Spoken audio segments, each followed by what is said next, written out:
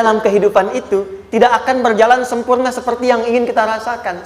Selalu akan ada perbedaan pandangan.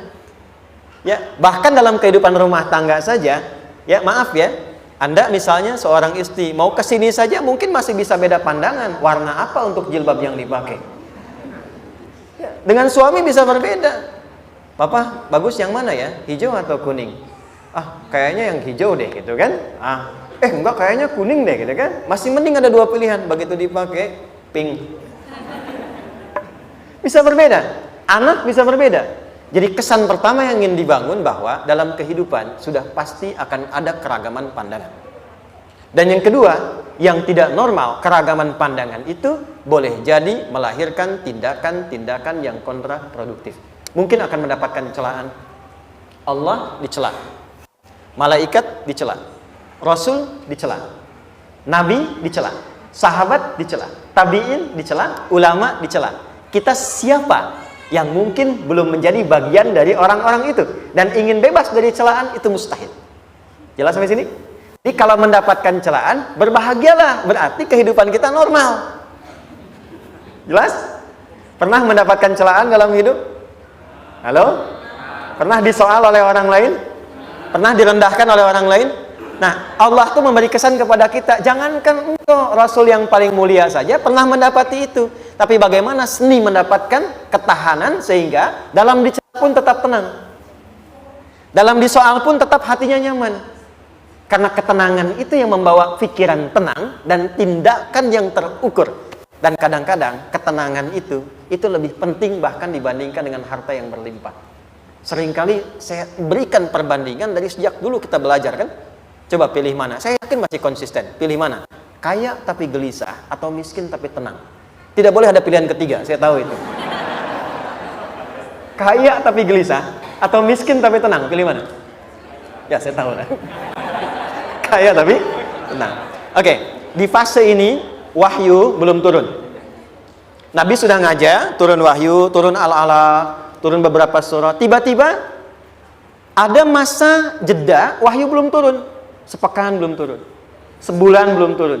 Disitulah muncul seakan ada amunisi bagi orang-orang yang tidak senang dengan Nabi, tidak senang dengan ajakan Nabi pada kebaikan. Ini poin yang kedua. Kalau Anda berbuat baik, pasti ada tantangan. Ingat ya, kalau Anda berbuat baik, apapun itu, pasti ada tantangan. Yang menguji konsistensi kebaikan itu apakah serius untuk dilakukan atau tidak. Maka mulai muncul tuduhan. Lihatlah Muhammad dari ditinggalkan sama Tuhannya. Itu Muhammad udah gila tuh, naik turun bukit, naik turun lagi, kayak orang bengong. Muhammad udah ada beban di pundaknya. Jangankan umatnya, Rasulnya saja yang mengklaim Rasul, punya masalah katanya. Ya kan? Dan ditinggalkan Tuhannya, kok masih mau ikut Muhammad? Maka dalam keadaan itulah kemudian ditunggu, naik turun, turunlah kemudian dua surah sekaligus, surah 93, surah 94, yaitu surah Ad-Duha dan Al-Insyirah.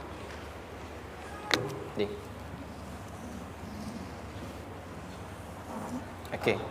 Ini materinya dahsyat ya, penting sekali, saking pentingnya ini cepat habis tuh. Sekali lagi. Jazakallah khair. Ya, lebih kelihatan ya. Baik, yuk pelan-pelan. Jadi turunnya surah Ad-Duha dan surah Al-Insyirah, hikmahnya satu atau fungsinya satu, memberikan petunjuk bagaimana mengatasi satu persoalan sesulit apapun, tapi masih dapat menghadapinya dengan keadaan yang tenang. Satu surah ini atau dua surah diturunkan untuk membimbing setiap hamba menuju kepada ketenangan hati. Dua, membangun kekuatan mental sehingga dalam situasi apapun dia tetap kuat mengatasi berbagai persoalan kehidupan. Nanti terapannya banyak, di bisnis ada. Nanti saya turunkan contohnya. Kadang-kadang ikut tender, sudah bagus, sudah menang, tapi proyeknya diambil orang. Ada yang begitu? Nanti ada ayatnya, ada. Nanti kita turunkan. Udah siap-siap, kan? Pengen melamar, ternyata keduluan orang, gitu kan? Udah siap-siap, pengen dapat ini, mau lulus, ternyata nilainya nggak seperti yang diharapkan. Muncul, ada, selalu ada demikian. Nanti kompleksitasnya banyak. Tapi dua surah ini kalau kita bisa kuasai artinya dengan baik, pahami dengan benar, maka akan ada sesuatu yang beda yang terasa dalam jiwa kita dan kesiapan mengatasi setiap persoalan dalam kehidupan. Yuk kita baca dulu ya supaya dapat keberkahannya dari dua surah ini. Saya bacakan, Anda ikuti ya. A'udzu billahi minasy syaithanir rajim.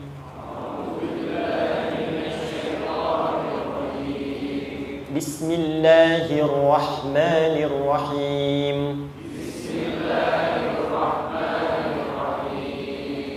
Wadduha wal-laili idza saja ma wadda'aka rabbuka wa ma qala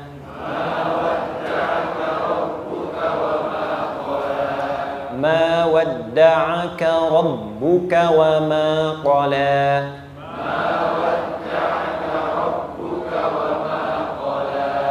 وللآخرة خير لك من الأولى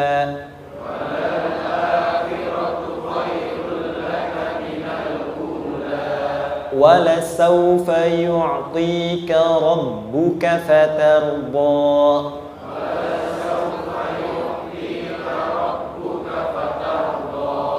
ألم يجدك يتيما فآوى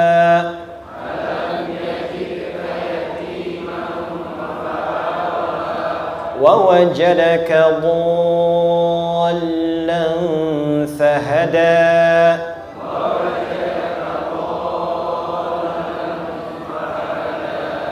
ووجدك عائلا فأغنى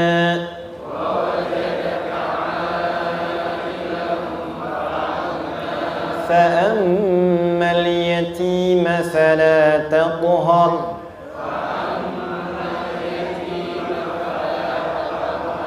وأما السائل فلا تنهر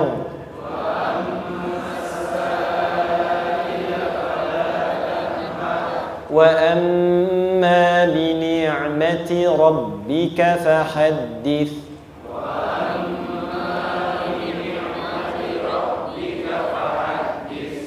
Satu surah dulu, alhamdulillah.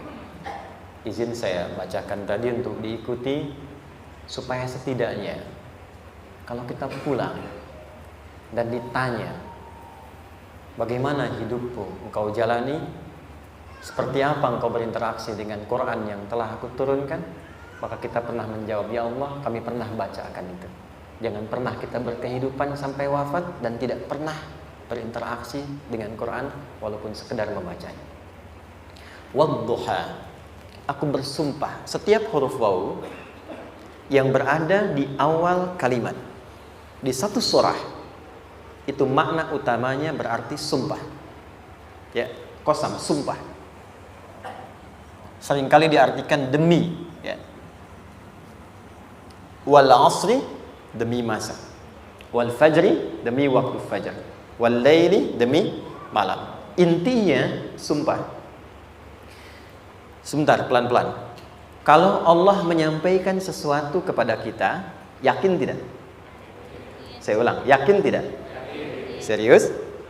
Hah? Kalau yakin, kenapa tidak dilakukan? Ya, itu pertanyaan besar ya. Baik, kalau Allah menyampaikan, tidak bersumpah pun harusnya kita yakin. Tapi kalau Allah bersumpah dalam kaidah ilmu tafsir, berarti ada sesuatu yang sangat penting, yang saking pentingnya akan sangat dibutuhkan oleh setiap hamba, sehingga diminta setiap hamba itu fokus menyimak apa yang mau disampaikan. Bahkan saking pentingnya menyimak itu, Allah bersumpah. Jelas? Jadi kalau teman-teman menemukan di Quran ada ayat dibuka dengan sumpah, berarti ada kasih Allah yang tinggi yang akan disampaikan di ayat itu sampai meminta kita fokus untuk menyimaknya.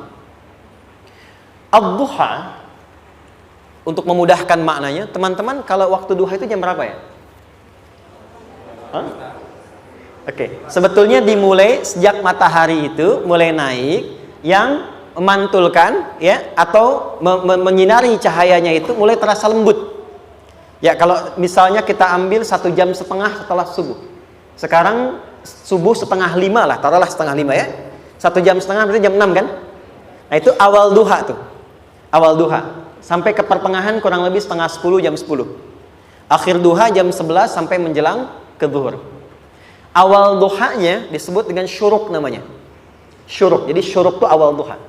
Kalau sudah jam 6 ada cahaya matahari ya. Enak nggak ke tubuh kita itu? Nyaman nggak? Jam 8 enak nggak kalau berjemur ya? Jam 9 enak ya? Nah, ini kata kiasan dalam bahasa Arab. Kalau kita merasakan sesuatu yang enak, nyaman, memberikan manfaat yang banyak, itu orang Arab sering memberikan kiasan dengan waktu-waktu tertentu. Di antaranya duha. Jadi kalau kita menemukan kalimat duha, jangan langsung diartikan ke waktu duhanya. Boleh jadi yang diinginkan adalah makna di balik itu, yaitu semua kenikmatan dan kenyamanan yang didapatkan. Cara mengartikan ini, wadduha, aku bersumpah, kata Allah, ya Muhammad, demi semua kenikmatan yang kau rasakan dalam hidup, seperti engkau merasakan kenikmatan cahaya duha itu. Jelas? Wal-laili idza saja, dan aku bersumpah, al-lail, lail itu apa? Malam. Baik, lail turunannya, layali jamaknya, lela, lili, lala, itu malam. Jadi kalau ada ibu leli, ibu malam-malam ya. Lail. Oke. Lail itu malam. Malam gelap nggak? Gelap. Tapi kalau gelapnya gulita, tidak ada cahayanya, gelap betul gitu. Gelap ya. Misalnya sedang kita dapati misalnya satu momentum padam lampu, padam semua, dan pas gerhana misalnya gelap sekali. Nah, itu bahasa Arabnya disebut dengan saja namanya. Ya, saja. Wal laili idza saja. Dan malam apabila telah gulita, zaman Nabi kan nggak ada lampu, ya, belum ada PLN, ya, dan seterusnya. Jadi gelapnya betul-betul gelap. Saya mau tanya sebentar, biasanya kalau situasi gelap itu mudah nggak menemukan benda tertentu? Melangkah mudah atau sulit? Tidak mudah untuk dilakukan kan? Dalam bahasa Arab, kalau kita ingin mengungkapkan satu kegamangan yang luar biasa, sampai kita merasakan gelap dan sulit melangkah. Bukan hanya karena nggak ada cahaya, mungkin karena ada pekerjaan tertentu yang menyulitkan, masalah tertentu yang menyulitkan, sehingga merasa seakan-akan kita tuh gelap. Makan nggak enak, melangkah susah. Pernah nggak merasakan situasi yang saking beratnya satu beban itu seakan-akan makan nggak mau, melangkahnya berat, ada vertigo, kadang-kadang pusing. Pernah merasakan itu? Itu bahasa Arabnya, wal-laili idza saja. Perhatikan kalimatnya, ya Muhammad sallallahu alaihi wasallam, aku bersumpah demi semua kebahagiaan dan kenikmatan yang engkau pernah raih seperti merasakan kenikmatan cahaya duha. Dan mungkin persoalan hidup yang pelik yang membuat engkau merasakan kesulitan seakan-akan merasa di suasana gelap yang gulita. Ma wadda'aka rabbuka wa ma qala. Tanamkan dalam jiwamu yang paling dalam, aku tidak akan pernah meninggalkanmu. Ada suami pulang dari pekerjaan, mendapati istri sedang termenung dan mengalir air matanya. Tiba-tiba suaminya datang mengatakan, hangat sekali pada istrinya, di sampingnya, membelainya dan mengatakan, "Ma, demi semua suka yang pernah kita lalui bersama, dan demi duka yang mengalirkan air matamu saat ini pun, tanamkan dalam hatimu yang paling dalam, Papa akan selalu bersama Mama dalam setiap situasi itu." Kira-kira para ibu merasakan itu bagaimana perasaannya? Masa sih? Tapi itu menarik loh. Menarik ya. Jadi kalau teman-teman ngaji surat Yusuf, di surat Yusuf itu laki-laki diilustrasikan dengan matahari, perempuan diilustrasikan dengan rembulan. Ya. Inni ra'aitu ahada asyara kaukaba wasyamsa wal qamara ra'aituhum li sajidin. Ayah, aku melihat bulan dan matahari serta 11 gemintang sujud hormat kepadaku. Jadi matahari diartikan itu sebagai laki-laki, suami, ayah. Kenapa disebut matahari? Diilustrasikannya, matahari itu kan menyengat dengan kuat. Kalau kita menjemur, mengeringkan pakaian, melindungi. Tipikal suami itu melindungi. Ada yang ganggu istri, sengat dengan kuat. Ada air mata yang mengalir, hei, keringkan itu sehingga tidak larut air mata mengalir di pipinya. Itu matahari. Sebaliknya rembulan. Rembulan itu kan enak dipandang, bukan bulannya ya, bukan bulannya. Kalau bulannya kan desainnya nggak sempurna baik terlihat, tapi cahaya rembulannya. tampil dengan indah, tampil dengan baik, enak dipandang, menenangkan, dan tidak tertukar. Jangan sampai ada istri jadi matahari, suami jadi rembulan. Jelas ya? Dengan kekuatan bulan aku menghukummu, ya kan? Itu salah. Oke. Tahan sampai sini, tahan. Lihat baik-baik. Saya berhenti sampai sini dulu. Kalau di Quran ada ayat menyebutkan, tidak spesifik orang yang disebutkan dan kapan kejadiannya, maka peristiwa itu akan terjadi dan dialami oleh kemungkinan generasi berbeda di setiap masa dengan tokoh berbeda tapi perasaan yang serupa. Sebaliknya, kalau disebutkan namanya, jelas identitasnya, kapan kejadiannya, maka peristiwa itu hanya akan menimpa orang tersebut dan tidak akan dialami lagi orang lain setelahnya. Saya tanya dulu yang akhwat, yang perempuan, kenal Maryam? Kenal, bagus. Kenal di mana? Maryam anaknya Imran, mengandung, melahirkan Isa alaihissalam, Yesus Mesias, tanpa disentuh laki-laki manapun. Dan di Quran identitasnya disebutkan langsung, Maryam binti Imran, wa Maryam ibnata Imran. Ini menunjukkan kesan bahwa yang mengandung dan melahirkan tanpa disentuh laki-laki manapun, itu hanya Maryam anaknya Imran. Ingat ya, mengandung melahirkan tanpa disentuh laki-laki manapun, bukan mengandung melahirkan tanpa suami. Kalau itu banyak dia, ya, mengandung melahirkan tanpa disentuh laki-laki manapun, hanya Maryam binti Imran. Tapi kalau nggak disebutkan siapa orangnya, kapan kejadiannya, tidak detail disebutkan, ini artinya situasi itu akan dialami kembali oleh orang di masa depan dengan generasi yang berbeda tapi substansi yang sama. Pertanyaannya, pernahkah kita mengalami situasi yang sulit sampai seakan merasa gelap? Nah, baik, maka adab yang pertama, jika mengalami situasi seberat apapun dalam berkehidupan, maka dekati Allah Subhanahu wa ta'ala. Ini awalnya, dekati Allah. Apalagi kalau ada yang mengatakan ini nggak mungkin, ini nggak akan terjadi, ini nggak bisa. Kalau sudah ada tanda seperti itu tanda langsung dari Allah supaya Anda diminta langsung mendekat kepada Allah dan tinggalkan semua makhluk. Karena Allah hanya akan mengabulkan langsung kepada Anda tanpa perantara siapapun. Itu yang terjadi pada Nabi Zakaria. Ini nggak mungkin, ini mustahil. Maka beliau langsung memohon kepada Allah dan langsung menyebutkan, ya Allah, saya minta darimu saja, tidak dari yang lain. Maka dikabulkan seketika. Jadi yang pertama, jika punya kesulitan sebesar apapun, seberat apapun, cepat dekati Allah. Maka di situ akan dijawab langsung oleh Allah, ma wadda'aka rabbuka wa ma qala. Hambaku, sepanjang engkau mendekat kepadaku, maka yakinkan dalam dirimu, situasi apapun yang kau rasakan, aku tidak akan pernah meninggalkanmu. Sudah? Satu? Paham sampai sini? Oke. Pelan-pelan ya. Saya belum bicara caranya. Saya baru bicara di awal motivasinya. Dekati Allah dulu, nanti caranya didetilkan di surah Al-Insyirah. Teruskan. Ma wadda'aka rabbuka wa ma qala. Walal akhiratu khairul laka minal. Perhatikan. Hei, seberat-berat bebanmu saat ini, ingat, satu saat akan tuntas. Dan ini pun ujian. Kalau sudah meninggal, gak ada ujian lagi. Dan nanti kehidupan yang sekarang, apapun yang kau pertentangkan, perdebatkan, perselisihkan, itu semua akan ditinggalkan. Jadi ternyata Allah mengungkap hakikat kehidupan dunia. Apapun yang diperselisihkan, tuh unik ya. Orang berselisih pada yang akan ditinggalkan. Aneh nggak? Ada orang berebut makanan, ya kan? Rebutan sampai berkelahi dan sebagainya. Pada akhirnya makanan yang diperebutkan itu pun akan ditinggalkan. Yang ini meninggal, itu meninggal. Jadi memperebutkan sesuatu yang pada akhirnya akan berakhir. Kata Allah, Allah sampaikan, jika Anda mengalami situasi, sesuatu yang mungkin membuat berat, tanamkan pada jiwa kita, hei, yang aku kejar-kejar ini, boleh jadi aku akan tinggalkan juga. Kenapa aku harus menangisi dan larut pada sesuatu yang tidak abadi? Maka Allah hibur kita dengan mengatakan, kamu tenangkan diri dulu. Semua yang kamu pikirkan sampai membuat kamu berat begini, pada akhirnya kamu tinggalkan, dan yang abadi itu akhirat. Walal akhiratu khairul laka minal. Dua, pelan-pelan sikapi setiap masalah dengan proporsional. Jangan terlalu larut dalam sesuatu. Dapat job satu, pengen, udah siap, kontraknya besar, tiba-tiba hilang. Dipikirin, Anda mikirkan itu pun nggak akan balik. Proporsional aja dulu.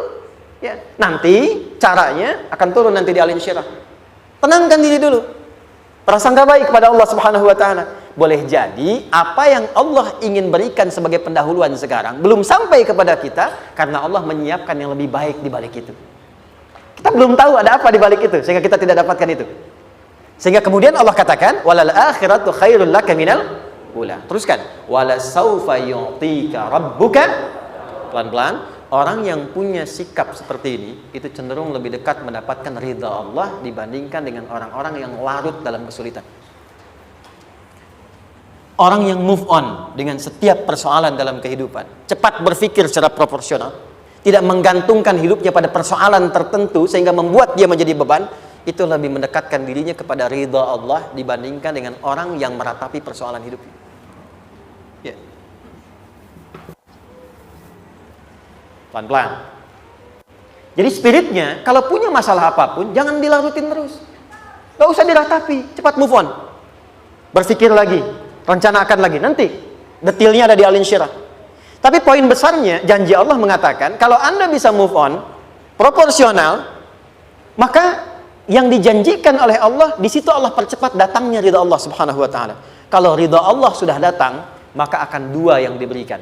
Pertama kali, ketenangan di dalam jiwa, dan yang kedua, kemampuan untuk berikhtiar lebih baik mencapai apa yang diinginkan. Satu, kalau ridha Allah sudah diberikan pada seorang hamba, yang pertama diberikan ketenangan dalam jiwa. Bukan dunianya dulu. Bukan apa yang Anda ingin harapkan dulu. Pengen sesuatu, ya, pengen materi, pengen kedudukan, pengen lulus anaknya ujian, ya kan? Tiba-tiba terjadi sesuatu, diratapin, alih-alih meratap, alih-alih membuat status, alih-alih menyulitkan diri, kata Allah, terima dulu proporsional. Setelah itu dekatkan diri kepada Allah, turun ridha Allah, begitu turun yang pertama diberikan ketenangan kepada hati. Tenang dulu. Kalau sudah tenang, nanti dibimbing menyelesaikan apa yang sedang dihadapi itu. Itu poin yang ketiga. Pelan-pelan. 4. Kita masuk ke detail sekarang. Perhatikan baik-baik. Ini yang paling menarik. Alam yajidka yatiman fa'awa. Muhammad SAW, bukankah dulu engkau yatim? Punya banyak masalah? Aku selesaikan juga. Ayahmu meninggal sebelum lahir, ada ibu. Ibu meninggal, ada kakek. Kakek meninggal, ada paman. Ya kan? Ada teman yang menemani Sayyidah Khadijah, teman yang setia, semua kebutuhan tersedia. Artinya apa? Perhatikan baik-baik. Kalau Anda punya masalah sekarang, jangan sampai melupakan yang dulu-dulu pun pernah tuntas Allah selesaikan. Jadi kalau sekarang sedang punya persoalan, jangan sampai satu masalah ini membuat Anda kehilangan harapan dan kehidupan. Sementara Anda sadar, dulu pun banyak masalah kok selesai juga. Kenapa dengan yang satu ini kita harus jatuh? Sekarang usia berapa? 20, 30, 40, 50. Sekarang usia 50 tahun, ada masalah, baru 5 menit datang sudah merasa jatuh. Yang 50 tahun ke belakang yang banyak selesai itu kita nilai atau tidak? Maka kata Allah, seperti yang dulu pernah aku selesaikan ribuan masalah itu, yang sekarang pun mudah aku tuntaskan. Jelas? Nah, secara psikologi, orang-orang yang selalu bertindak seperti itu akan selalu punya harapan lebih tinggi untuk menyelesaikan persoalannya. Jadi kalau sedang punya masalah, pikirkan yang dulu juga selesai, masa yang sekarang nggak selesai. Itu prinsipnya. Secara psikologis demikian. Jelas ya? Oke. Wa wajadaka dhallan fahada. Muhammad, dulu engkau pernah mengalami melihat masyarakat banyak berbuat yang tidak baik, aku berikan petunjuk. Kuncinya fahada di situ.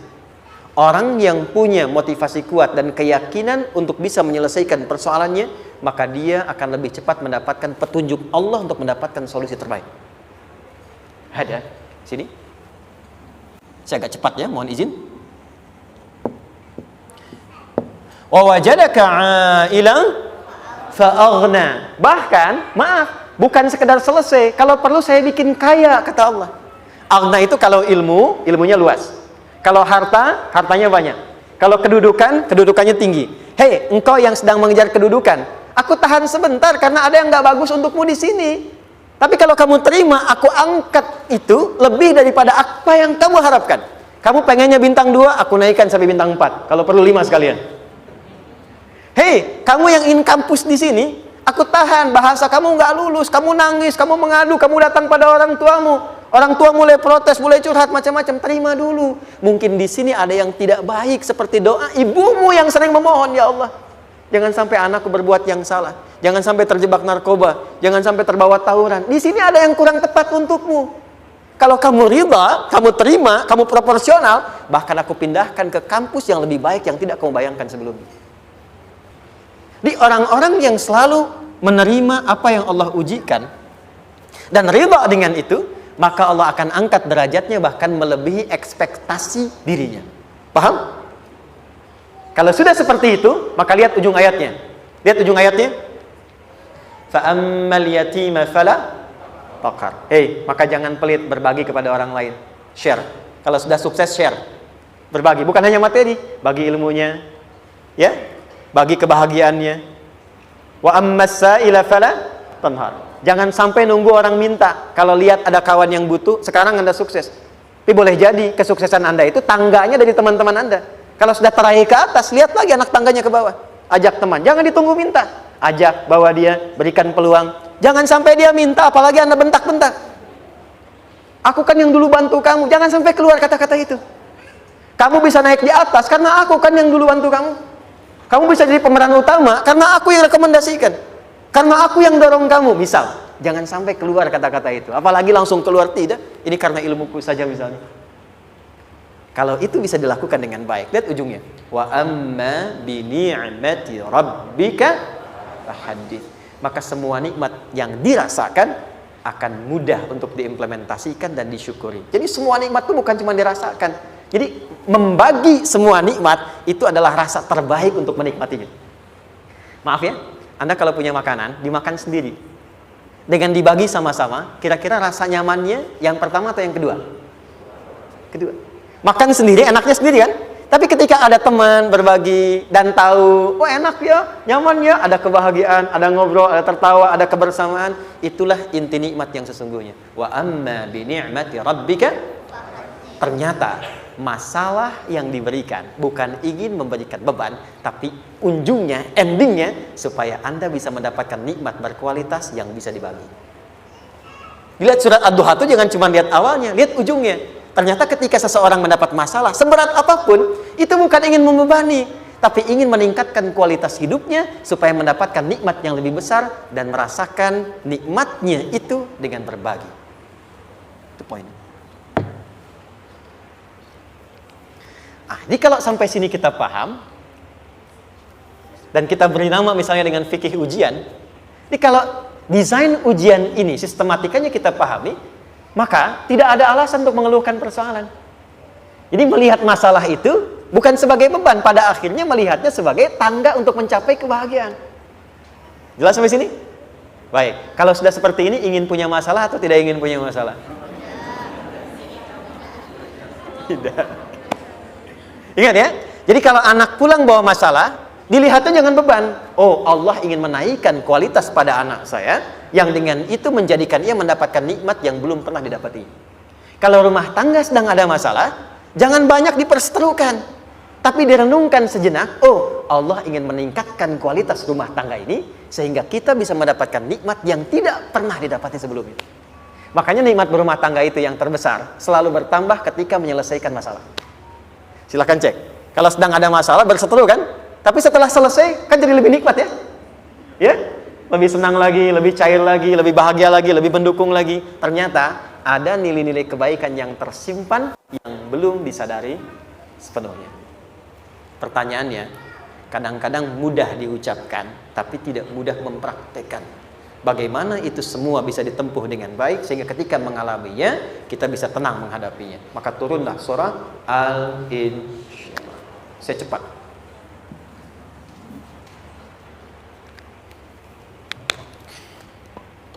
Teman-teman, ini apa? Kelas ya? Baik, pelan-pelan sedikit. Kira-kira volumenya besar kecil? Kecil ya? Baik. Kalau saya bandingkan dengan gayung, volumenya besar mana? Gayung ya? Baik. Kalau ini saya perlebar, sehingga bisa memasukkan apapun ke dalamnya, itu bahasa Arabnya disebut dengan insyirah namanya. Jelas? Meluaskan sesuatu sehingga terlihat lapang, sehingga memudahkan setiap hal masuk ke dalamnya. Itu insyirah namanya. Surah ini diberi nama dengan surah Al-Insyirah, yang berarti sesuatu yang lapang, yang tenang, yang nyaman. Yang diharapkan dengan keadaan hati yang lapang, nyaman, tenang itu, segala persoalan yang dihadapi dalam kehidupan akan mudah diterima dan tidak berdampak besar dalam menyikapinya.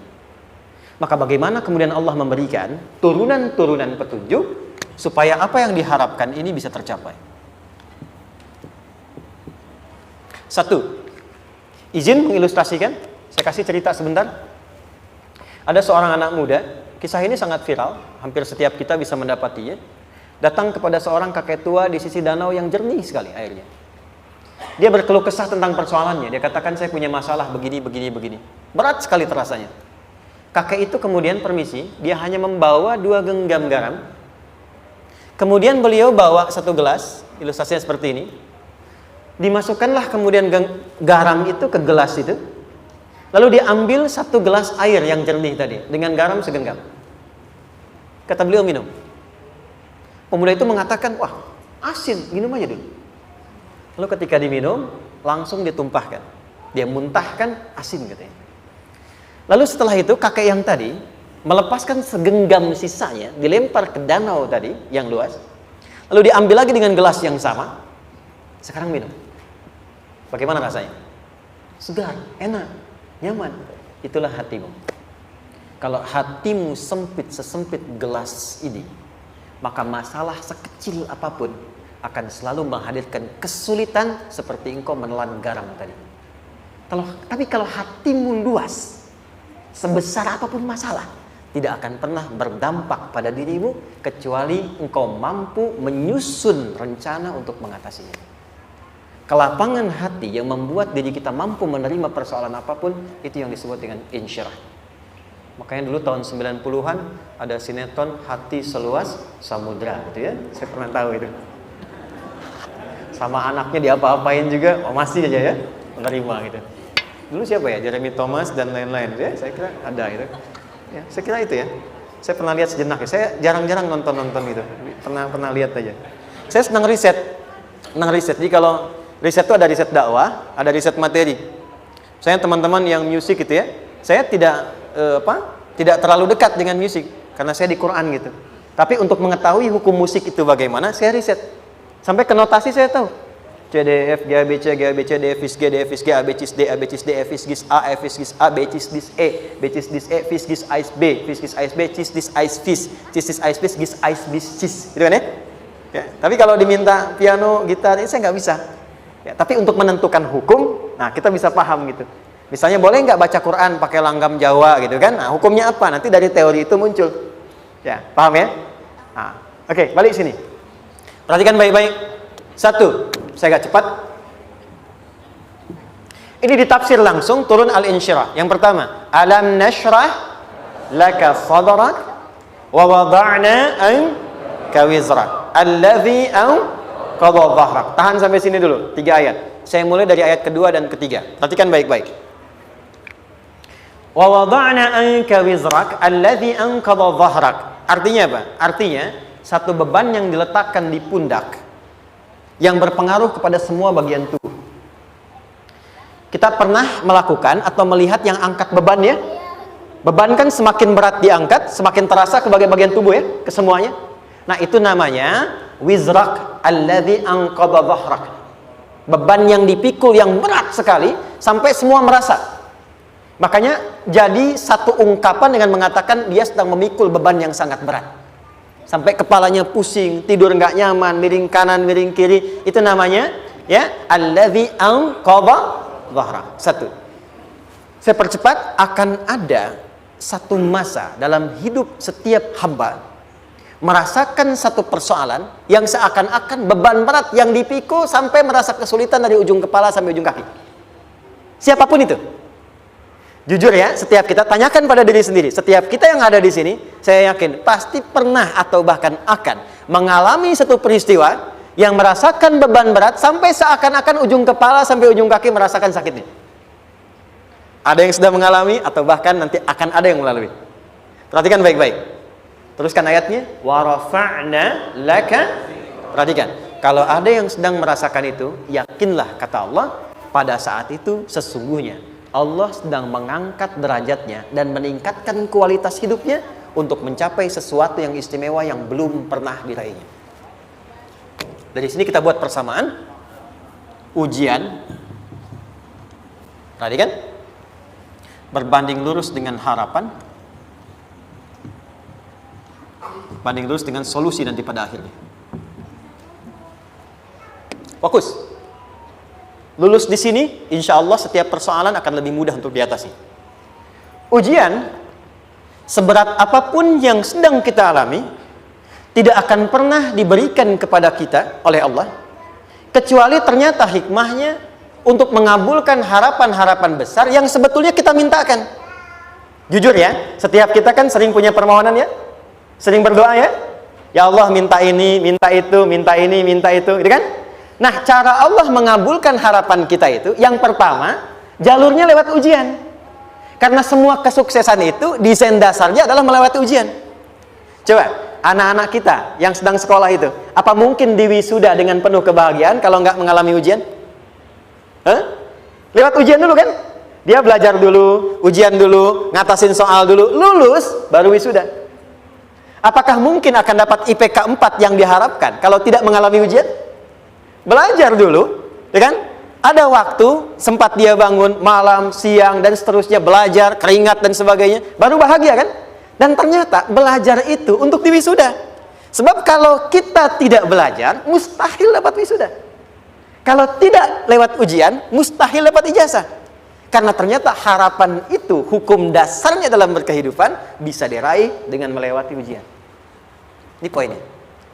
Jadi mohon, kalau sedang mengalami sebuah peristiwa, dan kita harus menghadapi itu, coba renungkan. Sebetulnya pernah berdoa apa sampai kita mengalami itu, sehingga dengan jalan itulah sebetulnya Allah ingin mengabulkan harapan yang dulu pernah kita mintakan. Jelas? Oke, satu. Yuk turunkan rumusnya pelan-pelan. Quran surah kedua ayat 286. Ini kesini dulu baru nanti kita balik lagi. 2 Al-Baqarah ayat 286. La yukallifullahu nafsan illa usaha. Tahan sampai sini. Lihat baik-baik. Hukum yang pertama. Hukum pertama. Allah tidak mungkin menguji seorang hamba di luar batas kemampuannya. Jadi kaidah yang pertama tadi, kalau kita sedang diuji, sebetulnya ada harapan dan doa yang pernah kita mohonkan dan Allah ingin mengabulkan itu, jalan pertamanya adalah ujian. Tapi adilnya Allah, tidak akan pernah kita diuji kecuali sesuai dengan kemampuan kita. Jadi kalau nggak mampu, nggak mungkin diberikan ujian. Ingat ya, kalau tidak mampu, tidak mungkin diberikan ujian. Artinya harapan yang kita mohonkan pun akan sesuai dengan kemampuan kita. Jadi kalau kita minta sesuatu nggak mungkin bisa menggunakannya, nggak akan dikasih. Nah, balik ke sini untuk memberikan ketenangan kepada hati kita. Kalau sedang menerima persoalan, setelah kita mengatakan, oh ini mungkin ada harapan yang ingin saya dapatkan, jalannya lewat sini. Untuk memberikan ketenangan kepada hati, begitu persoalannya tiba, langsung katakan pada diri kita, saya pasti bisa menjalaninya. Mustahil saya diuji kalau nggak mampu menjalaninya. Itu bahasa singkatnya. Ingat ya? Kalau ingin mudah menyelesaikan persoalan, kata Quran, setiap ada ujian, langsung katakan pada hati kita, insya Allah bisa. Nggak mungkin saya diuji kalau saya nggak sanggup. Jelas? Dan tanamkan itu pada hati yang paling dalam. Ini nggak mudah. Kalau cuma disimpan di pikiran, jadi beban. Tapi kalau Anda tanamkan dalam hati, seberat apapun masalahnya, pasti saya sanggup, pasti saya bisa. Pernah lihat dulu ada acara 90-an Benteng Hattori? Oke? Benteng Takeshi ya? Takeshi ya, gitu kan artinya kan bisa jawab ya. Saya tahu Ninja Hattori mendaki gunung lewati lembah, ya tahu ya. Son Goku, Son Gohan, saya tahu itu. Son Goku, Kamehameha, Piccolo itu yang nulisnya Suzuki Watanabe, saya tahu itu. Benteng Hattori, balik lagi ya. Benteng Takeshi ya. Puncaknya kan main pakai itu kan, pakai tank ya dan sebagainya.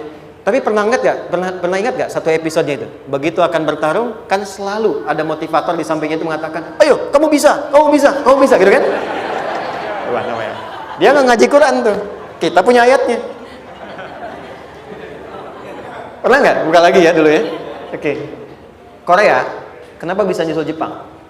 Salah satunya, waktu Jepang itu maju, setiap di Korea itu ditanamkan dari mulai anak-anak TK-nya. Kita harus lebih daripada Jepang. Sejak anak-anaknya TK. Itu ditanamkan betul. Kita bisa, kita dari TK. Sehingga ketika di sana bikin Honda, sini Hyundai. Hyundai kan dibacanya Hyundai, ya kan? Sana Honda, sini Hyundai gitu. Di apapun yang dibuat Jepang, Korea harus lebih unggul. Itu ditanamkan dari awal. Bisa. Kita itu sekarang punya ayatnya. Jadi kalau sedang punya masalah seberat apapun, katakan pada diri kita, insya Allah bisa. Gak mungkin diuji kalau nggak sanggup. Bisa insya Allah. Bisa. Kenapa mah? Bisa. Jelas? Oke. Sudah di situ teruskan. Lanjutkan. Warafa'na laka dzikra. Teruskan. Fa inna ma'al usri. Nah, ini poin terbesarnya. Fa inna ma'al usri yusra. Fa huruf yang menunjukkan sesuatu berlangsung dengan cepat. Inna di ilmu nahwunya berbunyi begini, di gramatikal bahasa Arab. Harfu nasbin wa taukidin. Tansibul isma wa tarfa'ul khabara. Mabniyun 'alal fathi la mahalla lahu min al-i'rab. Paham? Tidak. Inna huruf yang digunakan untuk menguatkan informasi agar ditancapkan ke dalam hati sekuat-kuatnya dan jangan pernah ragu. Jadi kalau orang Arab itu nancapkan tongkat begini dan kuat, tidak goyah, itu nasab namanya. Nasabar rajula asahu fil ardi. Inna ini harfun nasab. Jadi kalau ada di Quran dibuka informasinya dengan inna, maksudnya begini, hei, tancapkan informasi dalam hatimu dengan kuat, jangan pernah ragu. Yakinkan pada dirimu. Apa yang harus diyakinkan? Ma'al usri yusra. Inna ma'al usri yusra. Usrun sama dengan yusrun. Lari ke sini. Oke. Apa artinya usrun? Sulit. Oke. Sulit itu ada dua. Ada sa'bun, ada usrun. Kalau kesulitan yang relatif, kata si A sulit, si B mudah, itu sa'bun namanya. Contoh, kata si fulan, bahasa Jepang susah. Padahal kata yang lain tidak. Saya ke Jepang, anak-anak kecil begini bisa bahasa Jepang, gitu kan? Bagi mereka mudah, gitu ya. Saking mudahnya gitu. Kata shiwa, gitu. Anak-anak kecil, bagi mereka mudah, bagi kita belum tentu. Itu sa'bun. Inna lughatal yabaniyya sa'bah. Relatif. Tapi kalau kesulitan yang sifatnya mutlak, semua orang mengatakan sulit. Maaf, bawa mobil, sulit atau mudah? Bukan mengendarai ya, bawa mobil, bawa. Sulit ya? Sulit ya? Baik, sepakat sulit semuanya. Nah, itu dalam bahasa Arab dikenal dengan usrun. Kesulitan yang semua sepakat bahwa itu susah. Sulit, semua sepakat. Dan ketika ada orang bicara, aku sedang punya masalah begini. Semua mengatakan, wah itu nggak mudah, itu nggak mudah. Itu usrun namanya. Lawannya, kemudahan yang relatif disebut sahlun. Tapi kemudahan yang semua sepakat bahwa itu mudah, itu yusrun namanya. Mengangkat spidol, semua mengatakan mudah, ringan. Itu yusrun namanya. Perhatikan, Allah tidak memasangkan sa'bun dengan sahlun, tapi memasangkan usrun dengan yusrun.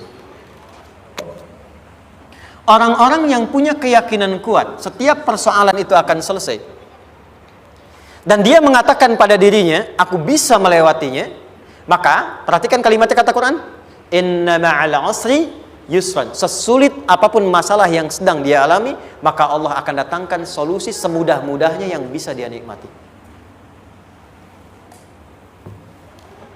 Dengan kata lain, kalau kita bawa ke bahasa psikologi, kalau sedang menghadapi persoalan seberat apapun, selain kita mengatakan, ini pasti bisa saya lalui, saya insya Allah sanggup mengatasinya, katakan pada diri kita, ini pasti selesai.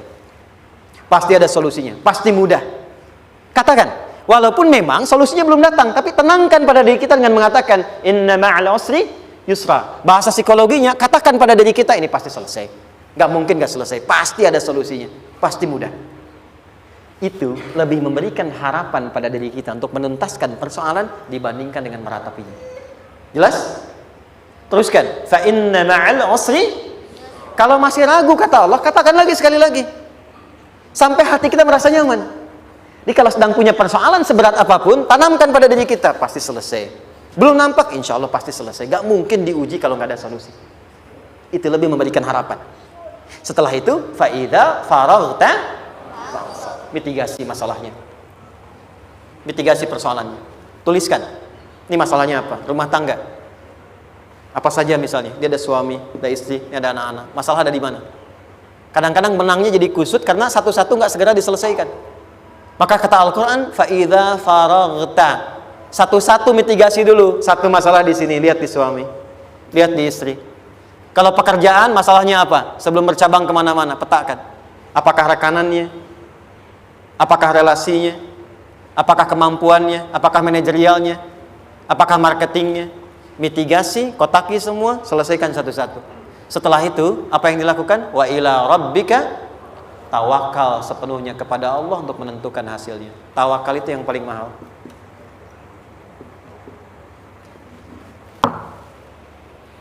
Anda kalau nggak punya kepasrahan, stres. Karena selalu memikirkan apa yang mau dikerjakan dan selalu orientasi pada hasil. Kita punya tawakal.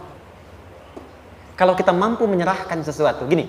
Di sini ada orang yang paling jago misalnya main basket. Ada pertandingan basket. Begitu dibuka, udah tim musyawarah serahkan aja pada si fulan. Kan? Dia yang paling jago, dia.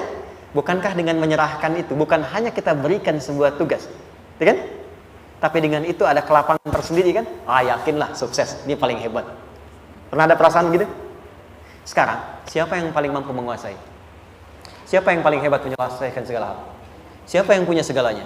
Bukankah Allah? Orang-orang yang punya tingkat tawakal yang tinggi, maka satu, dia akan lebih stabil keadaan mentalnya dan tidak akan pernah gelisah dengan kekecewaan. Nggak ada kecewa. Karena tawakal itu kalau sudah kepasrahan pasti menerima hasil. Kalau sudah tawakal, terserah Allah tetapkan apa saja. Mau dapat sekarang, dapat besok, dapat nanti. Puncak yang paling tinggi, tugasmu hanya berikhtiar semampu yang bisa dilakukan. Selanjutnya, biarkan Allah menetapkan apa yang menjadi bagian dari maslahat kehidupan kita. Saya tutup. Cara Allah menjawab harapan kita ada 3. 1. Memberi langsung apa yang kita mintakan. 2. Menunda itu sampai kita siap menerimanya. 3. Mengganti apa yang kita inginkan dengan apa yang kita butuhkan. Saya ulang ya. 1. Memberi langsung apa yang kita mohonkan. Misal, ya Allah saya ingin A misalnya. Anak saya pengen ke ITB. Tapi nggak mungkin tiba-tiba langsung masuk ITB kan? Pasti lewat ini dulu kan? Ada ujian dulu. Ikut tes dan seterusnya diterima. Sesuai. 2. Kadang menunda sesuatu sampai dia sanggup menjalaninya. Anda punya anak usia 5 tahun, pengen diberikan motor. Anda mampu untuk memberi motor, dikasih nggak? Tidak. Sampai dia sanggup mengendarai motor, baru Anda berikan. Terkadang ada yang kita minta sekarang, tidak didapati sekarang.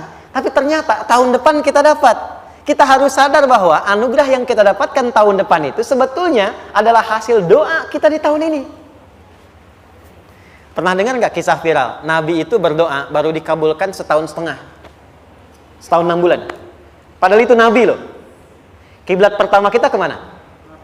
Palestina kan? Baitul Maqdis kan? Nabi berdoa, mohon terus nengok ke langit. Al-Baqarah 144, minta. Jawabannya turun setelah setahun setengah, setahun 6 bulan. Ada yang mengatakan di tafsir setahun 8 bulan. Baru dikabulkan setelah setahun setengah. Padahal kurang soleh apa Nabi? Nabinya siap, mungkin umatnya yang belum siap. Nabinya siap, tapi ada tantangan di masyarakat yang tidak mudah, yang mungkin bisa meruntuhkan dakwah. Baru dikabulkan setahun setengah, ketika semua umatnya sudah bisa siap menerima itu. Boleh jadi apa yang diminta orang tua sekarang, terkabulnya mungkin belasan puluhan tahun pada anaknya yang nomor sekian. Tahu Imam Syafi'i? Imam Syafi'i itu kan nama aslinya Muhammad. Bapaknya Idris. Kakek yang ke atas, yang ketiga namanya Syafi'i. Kenapa disebut Imam Syafi'i? Dinisbatkan pada kakek yang ke atasnya. Ternyata kakeknya ini seorang ulama besar, saleh, memohon kepada Allah. Setiap di keturunannya ada yang bisa menggantikan lebih soleh, lebih baik lagi. Ternyata yang didapatkan bukan dari anaknya, tapi generasi keturunan yang kesekian. Anda belum sekarang bisa hafal Quran. Misalnya, Anda bermohon, berdoa, boleh jadi yang hafal, mungkin bukan di anak, bisa di cucu, bisa di bagian keluarga yang lain. Maka, terkadang tawakal itu tidak hanya memberikan hasil yang cepat, tapi memberikan keindahan yang terasa tertunda, tapi melengkapi kebahagiaan yang dirasakan. Penutupnya, boleh jadi minta ke ITB, diterimanya di Unpad. Minta motor, dapatnya mobil. Kalau itu senang, luar biasa. Minta mobil, dapatnya motor, gitu kan? Ternyata kadang-kadang di sini yang terakhir, saya tutup, Allah mengabulkan apa yang kita butuhkan, bukan apa yang kita inginkan. Anak Anda sakit, dibawa ke dokter. Kata dokter, jangan dulu makan jeruk. Maka Anda pulang, dia minta jeruk. Anda berikan apel. Saya nggak mau apel, mah. Saya pengennya jeruk. Nggak apa-apa, nah. Ini apel rasa jeruk, misalnya kan? Anda berikan. Ternyata apa? Bukan ingin menyakiti dan tidak mengabulkan keinginan anak, tapi lebih memberikan apa yang dia butuh. Kadang-kadang maaf ya, teman-teman mintanya proyek A, udah capek, di situ nggak dapat, dapatnya di yang lain.